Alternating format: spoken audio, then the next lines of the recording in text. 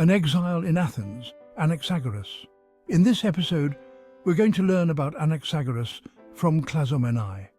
He was the first pre-Socratic thinker to arrive in Athens and join the ranks of its famous philosophers. We'll be focusing on his understanding of the universe, then we'll discuss his ideas about universal cycles and the theory of Nous, as well as his thoughts on the senses. Anaxagoras is one of the important figures in the history of Western philosophy.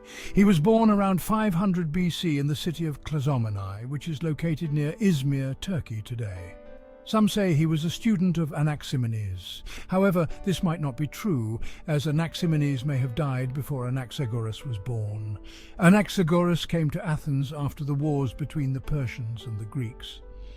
He became close friends with the famous Greek statesman Pericles, which helped him gain quick acceptance among the most famous philosophers and writers of 5th century BC Athens. But later he was put on trial and found guilty of treason and atheism.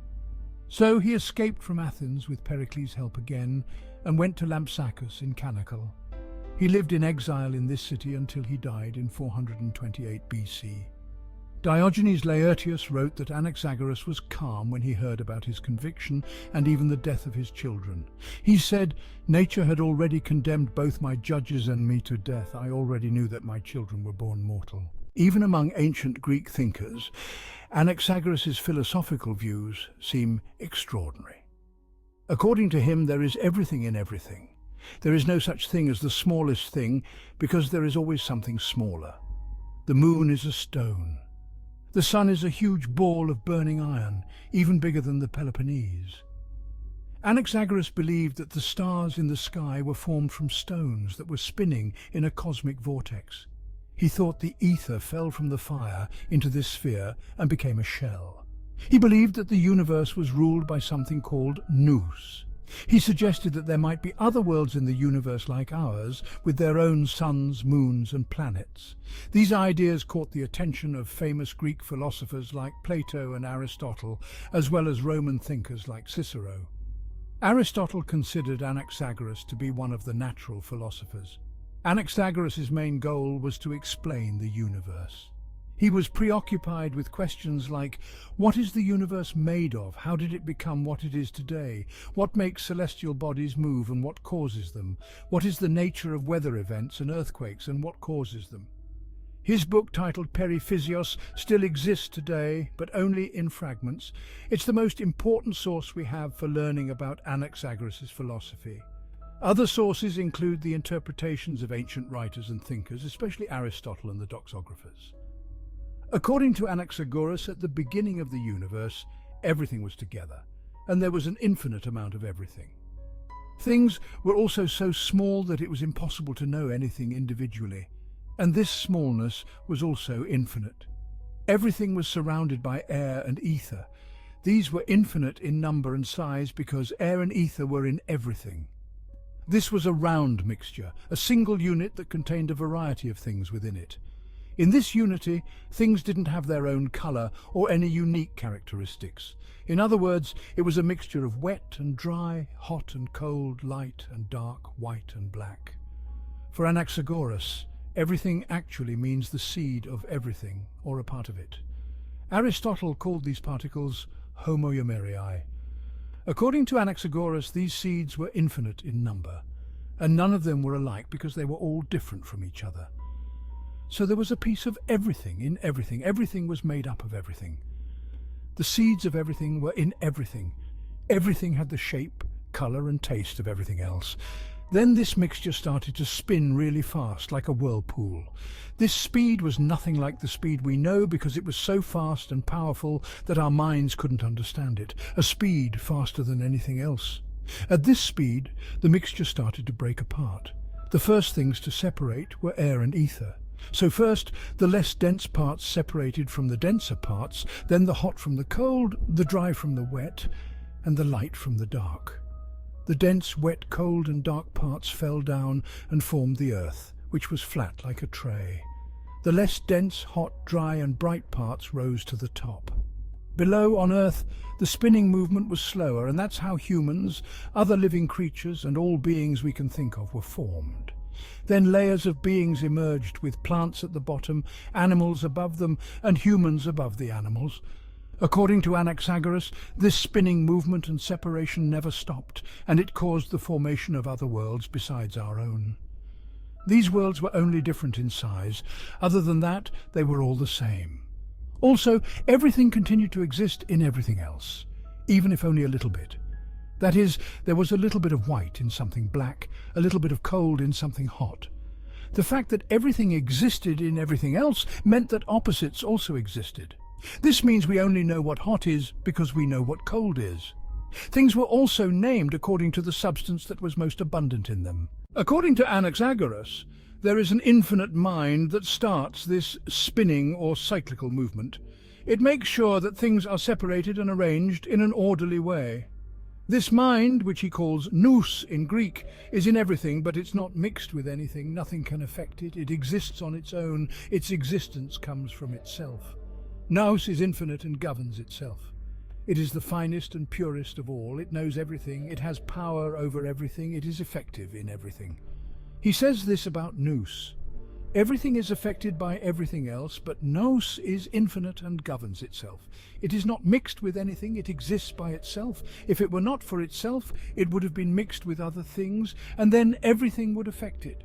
Also, since there is a part of everything in everything else, the things mixed with Nous would have held it back. It wouldn't have the power over anything that it has now on its own. But Nous is finer than all things, and it is he who knows all things and has the greatest power over all things. Nous has power over all living things, big and small. Also, Nous has power over the universal cycle. It was Nous that started this cycle in the beginning. In the beginning, when it was very small itself, it began to spin. Then, as this spinning motion grew bigger, it expanded and spread, and it still continues today, and will continue forever. Everything that was mixed together started to separate and become distinct from one another thanks to Nous. Nous has arranged things according to how they are now. It has arranged things that are neither this nor that in the way they are now.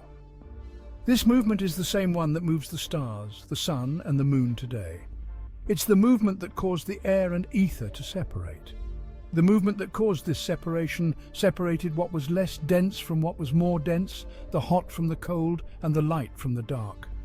Many things contain parts of many other things, but nothing is completely separate and knowable except for Nous. Only Nous is the same as itself. Nothing else is like anything else. Instead, they are all individual things, and whichever of these individual things is the most abundant is the easiest to see. Anaxagoras explains the principle of Nous rationally, without any religious ideas. Just like he explains the sun and stars, which people worshipped as gods back then, through spinning motion instead of common religious explanations, he adds a rational side to philosophy. Like Parmenides, Anaxagoras believed that there is no empty space, and movement only happens when particles of matter change position. Also, according to him, there is no absolute beginning or end. This is because things can be divided infinitely and they don't disappear. Therefore, there's no such thing as coming from nothing or going into nothing. Beginning and being are basically just things mixing with each other. What we call destruction or ending is nothing more than these things separating from each other. Socrates said that he liked Anaxagoras' idea of Nous, but he thought it was strange that he didn't give Nous any power other than arranging things. Similarly, Aristotle said that Anaxagoras uses Nous as a surprising solution for how the universe was formed. In other words, according to Aristotle, even though Anaxagoras sees Nous as the cause that sets things in motion, he uses things other than Nous to explain events, instead of using Nous itself. Anaxagoras' views on the senses are also related to the fact that everything is in everything else. Since individual things get their identity from what they have the most of, it's really hard to see their other details with our senses. Our senses are weak, and we can't achieve true knowledge with them because they're not reliable. If there's as much blackness in a snowflake as there is whiteness, it's very clear that we can't trust our senses. However, it's also true that if we can understand the blackness in the snowflake when we see that the snow melts into black water, then we can understand that there's something invisible behind the things we perceive with our senses. If we can understand that, then it's clear that what we see is just a reflection or a sign of what we can't see. As you can see, Anaxagoras' way of explaining how the universe was formed, how our world was formed, how other worlds were formed, and how the stars, sun and moon were formed is important in the history of philosophy. This is because it's an attempt to explain the formation of the universe in a rational way.